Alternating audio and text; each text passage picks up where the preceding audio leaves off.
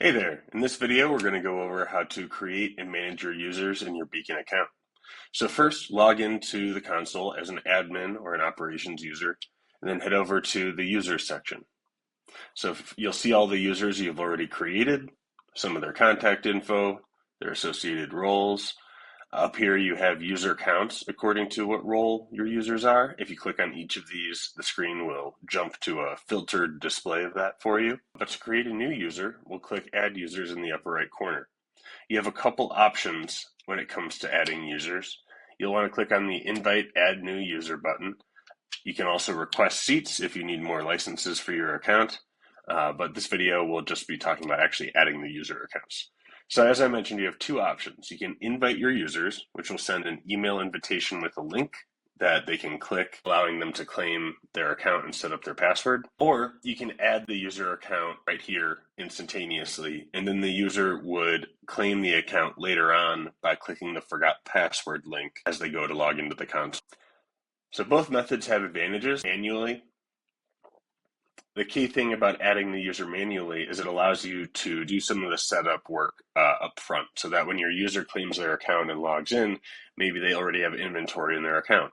Maybe you've already assigned their directory records, which are all things we'll talk about here shortly. But the point is you can kind of get their account ready before they log in, which is a pretty pleasant experience for a user. So let's walk through this. To send an email invite, all you would do is enter the user's email and their role. So I'll plug one in here.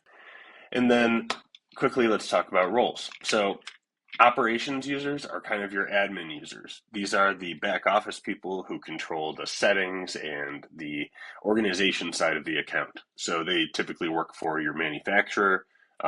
If you're listening to this video, you are probably an operations user. And then they manage all of the other users in the account. The next type of user would be a distributor. They run a distributorship full of sales reps. They are allowed to share their inventory with their sales reps. They also can view the sales reps' activity and take actions on their behalf. So think of them as kind of the manager of the sales reps that are connected to them. And then you have sales users, and sales users are like your sales reps. They are going in, creating cases as they sell inventory in surgical cases. They move inventory, they request inventory, and they are sometimes members of distributorships. And then regional managers are more of a managerial role that sits above distributors. It allows you to group sales on a regional basis and view activity happening within that region. The regional manager does not hold inventory in their custody. They don't create cases or anything like that, but they are kind of more, like I mentioned, a managerial level role. So select their role and you can send off that email invite.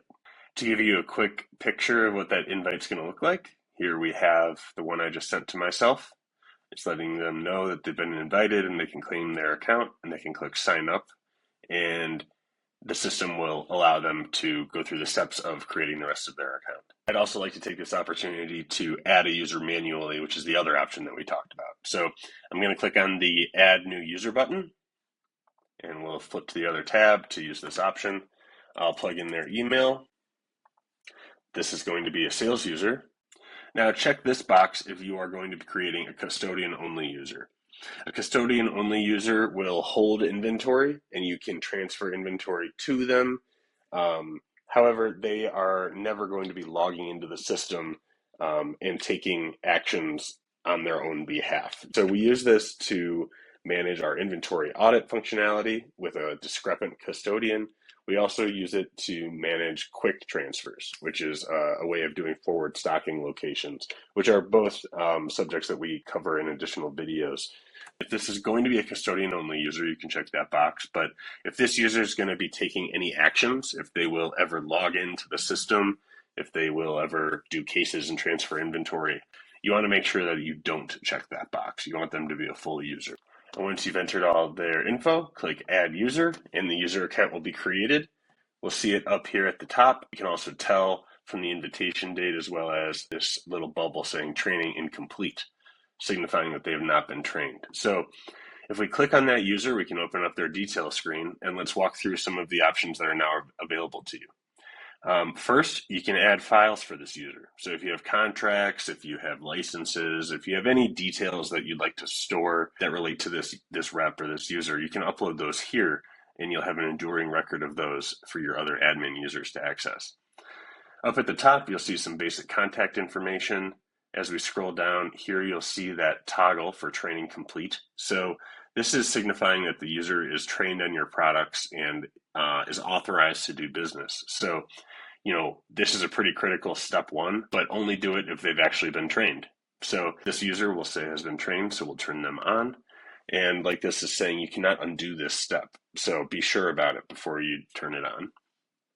Same thing here. This is like that custodian only checkbox. We don't need to deal with this because our user is a full user.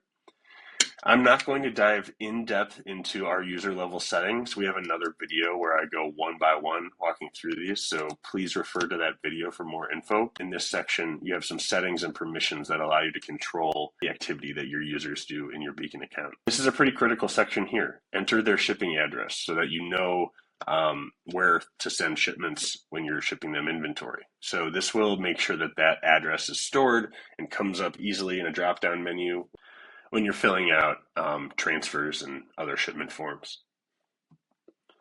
You can add additional context to this user. So if they have other people that they work with, maybe they have an assistant or a partner, you can enter their contact info. You can check up on what they've been doing in the system once they're active. You can see some recent activity. But more importantly, we have some other setup options down here at the bottom. So I'm going to expand the commission section. Not only can you see what inventory they have in their custody by clicking on this button here, it'll pull up whatever catalog numbers you've transferred to them, but you can set up their commission rate. So this will serve as the commission rate that they'll get paid whenever they sell inventory, and our commission reporting will use this commission rate to generate that for you. So that's where you can set that up. And then you can also set up sales targets for your users. So you can do this quarterly, just setting up, how much you expect them to sell each quarter. These are not grounded numbers I'm typing in here, but you can see once you save it, then the system will report on what their actual sales are in each quarter versus the targets that you've set up. And then lastly, and probably most importantly, is the assignment section.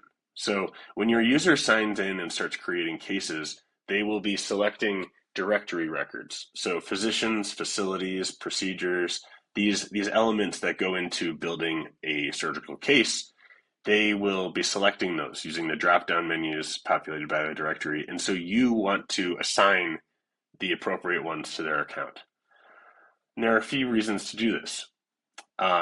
First, you will be controlling who they do business with. So think of it like permissions. You're giving them permission to do business with each of the facilities that you assign to them. You will also be making their day a lot easier because you will be narrowing down the results in the drop-down menu when they go to select. So they'll see only the facilities that they do business at rather than all the facilities your manufacturer does business at. So this is a pretty key user experience step as well. So you can set up your assignments by picking out the type of directory assignment here.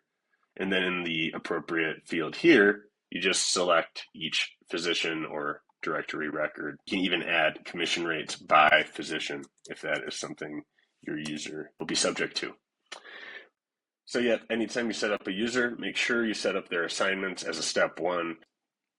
Just make sure that when they start going to do cases, that they have a good experience and they have everything that they need to do so. So that's how you can create a user. It's also how you can get all their details set up in the user detail screen. A couple other steps that you probably want to take before your user logs in is transferring them inventory. So please check out our video on how to transfer inventory to your users, because that's a pretty critical step. And then you'll also want to set up your distributorships. And that's another subject we have an additional video on. So please check out those other videos to transfer your users' inventory and set up your distributorships.